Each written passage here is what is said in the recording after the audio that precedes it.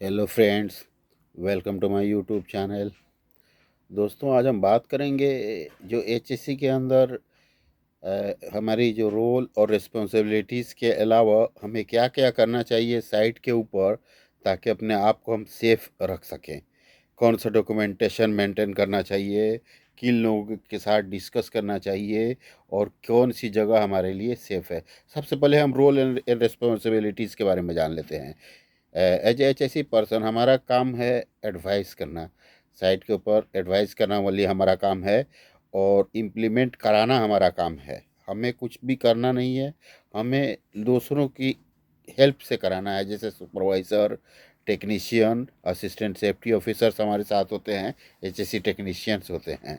सो advising हमें ये करना है कि एक जो इंस्ट्रक्शन करना है, वेरी सेफ्टी रिलेटेड टॉपिक्स है ये सब चीज़ें।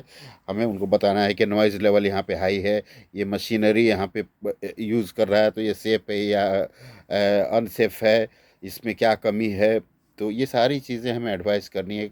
रिस्क असेसमेंट हमें कंडक्ट करना पड़ता है, जो साइट के ऊपर वहाँ पे रिस्क असेसमेंट करना पड़ता है, क्योंकि कौन सा ख़तरा है उसके लिए हमें कौन सा प्रिकॉशन देना पड़ेगा, कौन सा आदमी उसके अंदर अफेक्टेड होगा, ये सब चीज़ें हमें देखनी पड़ती है। जो प्रिवेंटिव मेजर्स है वो बतानी पड़ती है उनको, ताकि सेफ हमारा वर्क प्लेस रहे। वर्क प्लेस को सेफ रखना पड़ता है, क्योंकि हमें जो ऑक्यूपेशनल हेल्थ एंड सेफ्टी है इसके हवाले से ज़रूरत के हिसाब से ट्रेनिंग देनी पड़ती है। एक्सीडेंट वगैरह भी हमारा रोल होता है इन्वेस्टिगेट करना, ताकि फ्यूचर में कोई ऐसा एक्सीडेंट नहीं हो, जो हुआ है ऐसा रीओकुरेंस नहीं हो, उसे हम कैसे मिटिगेट करें, उसको उससे लेसन लर्न कैसे लें, और उन चीज़ों को हम ख़त्म कैसे करें ताकि हम ज़ीरो लेवल तक पहुँचे, ज़ीरो एक्सीडेंट तक पहुँच जाए।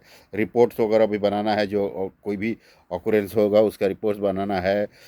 हेल्थ एंड सेफ्टी के हवाले से हमें सारी चीज़ें मॉनिटर करनी है, जिसमें लोगों की हेल्थ है, उनकी सेफ्टी है, वेलफेयर फैसिलिटीज़ है, फर्स्ट एड है, असेंबली पॉइंट है, रेस्ट शेल्टर है, उनका अकोमोडेशन है। ये सारी चीज़ें हमें देखनी पड़ती है, और जो पोटेंशियल हजार्ड्स है ये भी देखनी पड़ती है। और वो पोटेंशियल हजार्ड जो वर्क प्लेस में कितना है, और जो उनका ले डाउन है वहाँ पे कितना है, अकोमोडेशन एरिया में कितना है, ये सारी चीज़ें हमें जाननी पड़ती है। सो वर्क रिलेटेड अगर कोई बंदा प्रीवियस में डेथ हुआ है कि ना, तब अपने प्रोजेक्ट पे कहीं भी, तो उससे हमें लेसन लर्न क्या मिला है हम उन लोगों के साथ डिस्कस करेंगे, ताकि अपने साइड पे इंजरी को कंट्रोल कर सके, इल हेल्थ को कंट्रोल कर सके हम लोग। ठीक है, डेवलपमेंट वगैरह भी हमें सब में सपोर्ट करना है, ताकि जो पॉलिसीज और प्रोग्राम्स वगैरह हैं ऑक्यूपेशनल हेल्थ एंड सेफ्टी के हवाले से, ये थोड़ी इसको इम्प्लीमेंट कर सकें। अगर उसको रिव्यू करते हैं लोग, तो उसमें हमारी कुछ हेल्प है तो हम हेल्प कर सकें। समझ गए। हमें कभी कभी एग्जिस्टिंग पॉलिसीज और अब उसकी मेजर्स जो है उसे रिव्यू करने का भी जॉब दिया जाता है। हमें प्रीमाइसेस जो है उसका इंस्पेक्ट भी करना पड़ता है, वेरियस टाइप का इंस्पेक्ट करना पड़ता है, जिससे हम इंस्पेक्ट करने के बाद बताते हैं कि क्या क्या चाहिए, क्या नहीं चाहिए, क्या कमी है, और क्या इसमें किसका रोल क्या होना चाहिए। तो हम पहले जान लेते हैं कि कुछ चीज़ें जो हमें as per HSC professional diary maintain करना है। एचएससी पॉलिसी का हमारे पास होना चाहिए। लेकिन एचएससी पॉलिसी, प्रोसीजर्स, डॉक्यूमेंटेशन, ये एक कॉलम है। इस कॉलम में हमें क्या क्या चीज़ें चाहिए, एचएससी पॉलिसी हमें रखना है, एचएससी मैनुअल हमें रखना है, जो सेफ वर्किंग प्रोसीजर होता है, और स्टैंडर्ड एसओपी होता है, जो स्टैंडर्ड ऑपरेटिंग प्रोसीजर हम बोलते हैं वो होता है, वर्क इंस्ट्रक्शन होता है, वर्क मेथड स्टेटमेंट होता है, फॉर्म्स होता है, चेक लिस्ट होता है, जो स्पेसिफिक वर्क एसओपी भी कभी कभी होता है, जो हाई रिस्क एक्टिविटी होता है उसके लिए। तो वो चीज़ें हमारे पास होनी चाहिए। लॉक आउट टेक आउट का होना चाहिए, पीटीडब्ल्यू डिटेल्स होना चाहिए, वर्क एट हाइट का डिटेल्स होना चाहिए, हॉट वर्क का डिटेल्स होना चाहिए, कन्फाइंड स्पेस एंट्री का डिटेल्स होना चाहिए।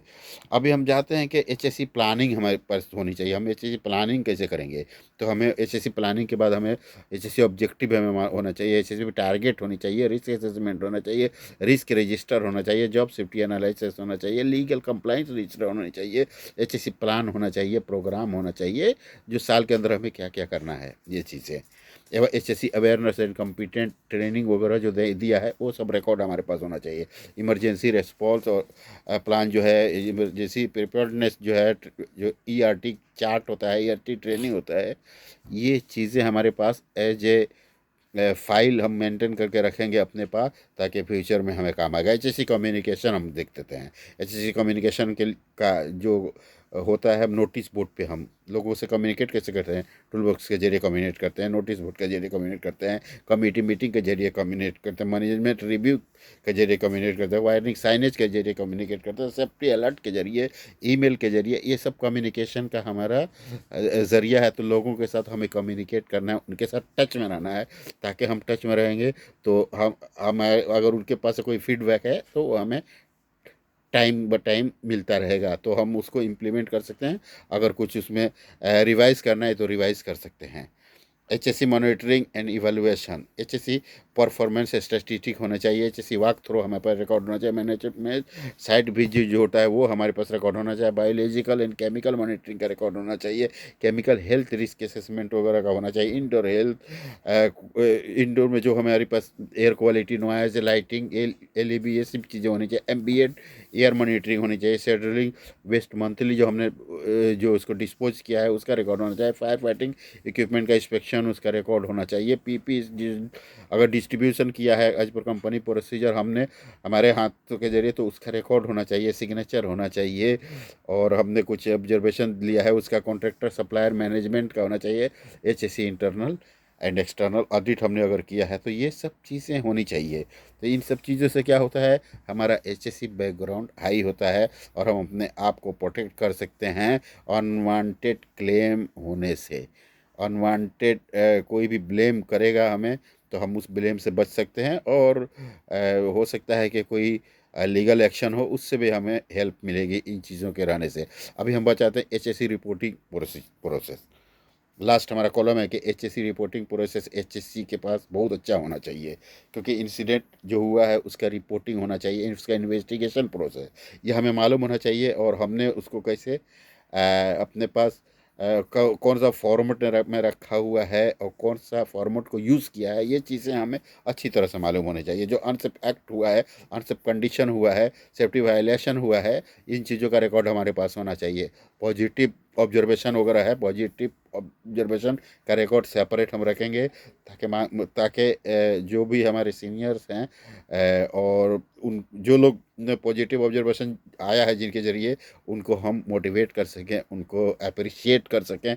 अगर पॉसिबल हो तो अप्रिसिएशन सर्टिफिकेट देंगे, कुछ अवार्ड उनको देंगे। करेक्टिव एक्शन जो होता है, यानी हमने करेक्टिव एक्शन के लिए जो ईमेल किया है, जैसे इन्फॉर्म किया है, वो एक हमारे पास फॉर्मेट होना चाहिए, रिकॉर्ड होना चाहिए, एनसीआर का रिकॉर्ड होना चाहिए, जो नॉन कन्फॉर्मेंस रिपोर्ट होता है। तो इसका हमारे पास रिकॉर्ड होना चाहिए कि हमने कब उनको दिया हुआ है। अगर हमारा रोल में अगर ये आता है, कंपनी का स्टैंडर्ड है, कंपनी का प्रोसीजर है, तो हम लोकल अथॉरिटीज़ को भी इन्फॉर्म करेंगे, रिपोर्ट करेंगे, जैसे कंपनी का प्रोसीजर है। तो इस हिसाब से एचएससी का हमारा रोल इस तरह से होता है। इसमें कम नहीं है, और भी ज़्यादा हो सकता है, तो कोशिश करें कि आप लोग इसको इन्हेंस करें। अगर आपको और भी हेल्प चाहिए तो मैं आपको through training I will provide for you, and if you want separate training I will conduct for you. Thank you very much friends. आप लोग लाइक करें, शेयर करें, सब्सक्राइब करें। अगर कोई कमी है तो कमेंट सेक्शन में आप लिखें, इंशाल्लाह मैं उसको पूरा करूँगा। Thank you very much again.